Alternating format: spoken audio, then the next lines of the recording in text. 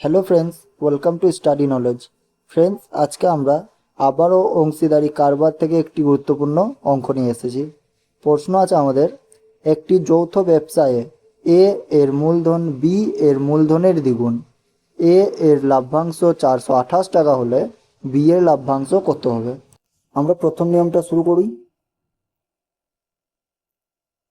প্রশ্ন বলেছে এর মূলধন বি এর দ্বিগুণ, তাহলে এর মূলধন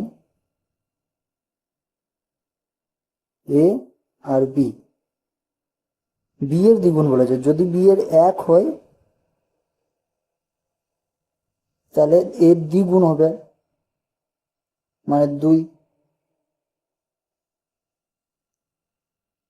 অনুপাত। এবার আমরা প্রশ্নে দেখব এর লভ্যাংশ বলা আছে 428 টাকা, তাহলে বি এর লভ্যাংশ নাও আমাদেরকে বার করতে হবে। আমরা লিখতে পারি 2 ইউনিটের জন্য 428 টাকা। একটাকে ভালো করে লিখি, বোঝা যাচ্ছে না। 428 টাকা যদি আমরা 2 ইউনিটের জন্য পাই, তাহলে আমরা 1 ইউনিটের জন্য পাবো 2 দুগুণে 4, 2 একে 2, 2 4 8।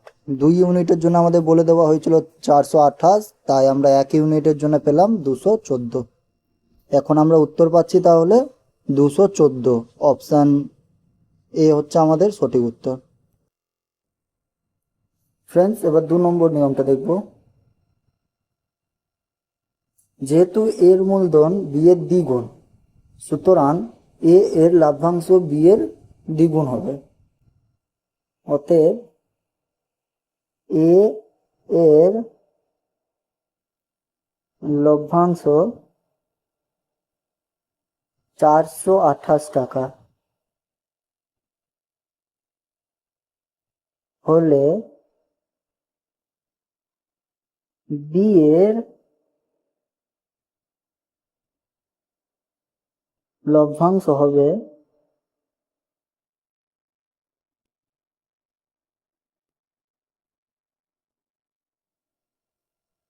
428 ভাজিত 2। এটা কাটবো এবার আমরা, 2 দিয়েই চলে যাবে। তাহলে আমাদের উত্তর আসবে 2 দুগুণে 4, 2 একে 2, 2 4 8 টাকা। উত্তর পাচ্ছি আমরা 214 টাকা। অপশান এ হচ্ছে আমাদের সঠিক উত্তর।